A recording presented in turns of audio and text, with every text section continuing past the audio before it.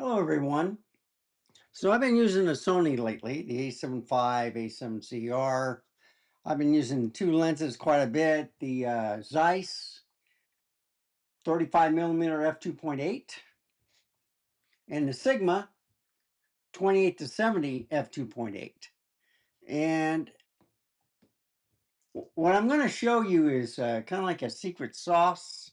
So if you want to carry a lens that it's not too heavy or whatever, I would recommend a zoom lens. It's an f2.8 whatever, but I am going to show the difference between put it in program mode, uh, automatic, or basically aperture priority. Okay. The reason why is showing you the different types of colors that you can get from using these lenses. And there's a secret sauce to the 35 millimeter prime, which a lot of people don't know. Besides the neat little lens hood, whatever, uh, you can do this secret sauce on any camera, okay? And I'm going to show you how. And this is how, okay? 35 millimeter. Look how sharp and clear it is. It's a 2.8 lens, all right? Clear. You can even check the dog with his barking. Look at those teeth. But still, that's a sharp picture. He wants that squirrel. And you can get close-up shots. Take a wide field of view.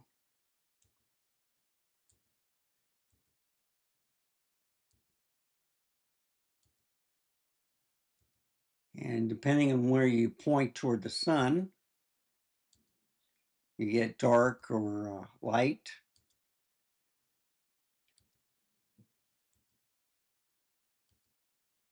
So I switched between the 35 millimeter and then I cropped it and made it a 52 millimeter. The secret sauce. So as you can see how close you can get. And then I used this lens at full frame at 35 and 52 at f2.8 also. So look how sharp his eyes are. He moved a little bit there, but you can see into his ear how red it is. And you see 35, 50 millimeter. Go outside. Now I made a mistake there. I took a shot before I was ready. But here are the two new trees, crepe myrtles that I've planted or was planted. Here's the hospital.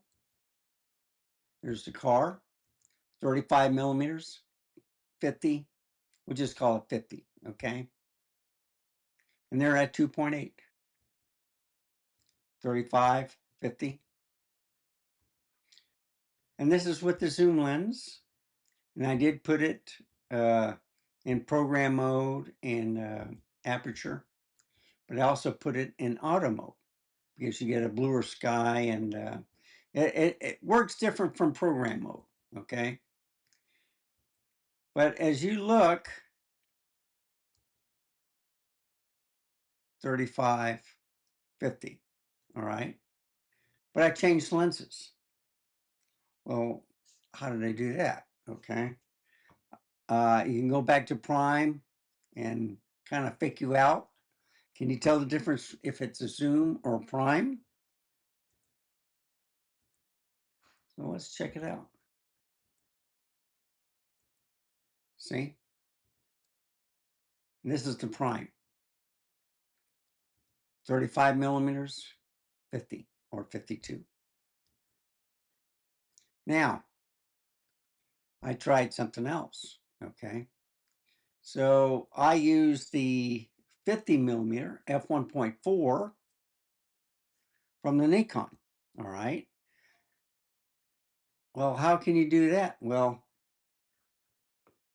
I use the Nikon ZR with the Megadap ETZ21 Pro adapter. And I use these two Sony lenses, full frame, on the camera. But I also use two lenses, the 50 millimeter and 35 millimeter. Right here is the 50 millimeter at f1.4. When it's not in auto mode, I put it in aperture priority to see if it would be any brighter. But can you really tell a difference? The shutter speed was like 1/16,000 at f1.4. Tennessee and Texas, it will start overheating, especially in video.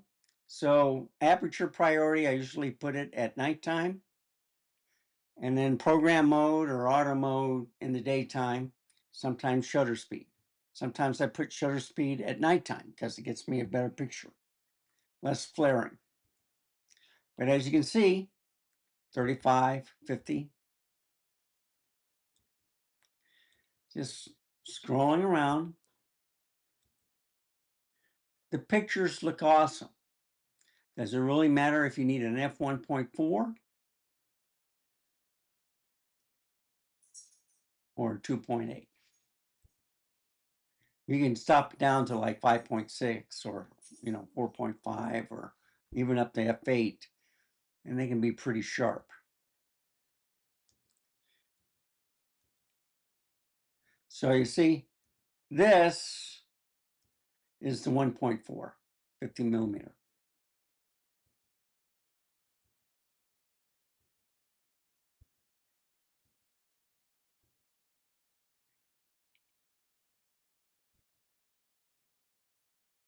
I take that back. Now it's a 50 millimeter, 1.4. I'm sorry about that. Yeah, I was mixing the, I was using the 35 millimeter f2.8 Sony on that one. So this is the 50 millimeter f1.4 Nikon. Said mount. So I see, do you think it's any brighter? I think I put it in aperture priority first, and then I went into auto mode. But you see, this is a sharp lens too. Scrolling here, there. All the pictures look nice. This is in auto mode. It looks like I got a spot on the ZR. And then I changed it to 35 millimeter f1.4 Nikon. So he's playing with the rock. He's just picking up the rock and he's just running around with it. That's the German Shepherd for you. But you see, looks nice, doesn't it?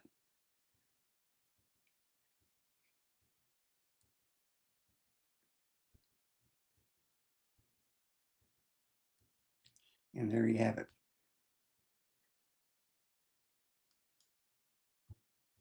So how did I do all this? Well, I got the 26 millimeter on here now, but just imagine that it's 35 or 50.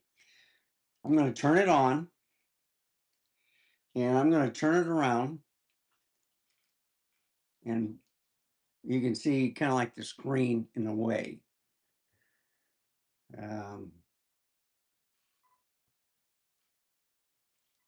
I am not in focus. And I don't know why.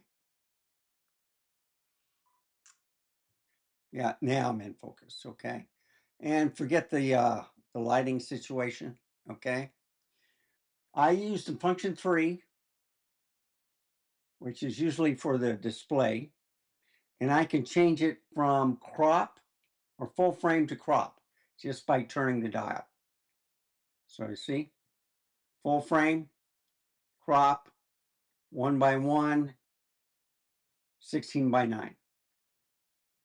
Just by that. Easy peasy. And I just turn it off. That's how I did it. Of course, this is a 26mm, but if I used a 35, I would have to put the camera farther back. That's how I did it. And then with the Megadapt ETZ 21 Pro Plus adapter, I can make any Sony lens work with this camera or with the Z8 that I have. So what am I trying to say is, like, if you don't have the money, and let's say you're coming from Sony, you can get an adapter, use the lenses, and then when you start saving money, you can start buying lenses. Now I used a 1.4 variants instead of the 1.8, or I could have stopped it down to 2.8 or whatever, but I wanted to show the difference is that I didn't see any difference with the autofocus speed. I had it set on AFS, and I did the focus, took a picture, everything was sharp. You saw the pictures. So, like I said before, the secret sauce is if you don't need anything more than 15mm, all right? I always say like 24 to 70, 28 to 70 should be in your bag all the time, all right? Because you may need that shot, either a wide shot or zoomed in, for the far shot. But with this lens, it's the tiniest, and it's a Zeiss lens, which has a little character to it. It's not the sharpest lens, but when you're farther away and you want to get that landscape shot or of sky or something like that, 2.8 is not bad, even on the inside. Okay. Now, like I said, you can crop it from 35 and get it a 50mm, right? That's the secret sauce. So anyway, I hope this was helpful. Thank you for watching. Remember, stay safe, keep smiling, and I'll see you next time. Bye, folks. Have a wonderful day.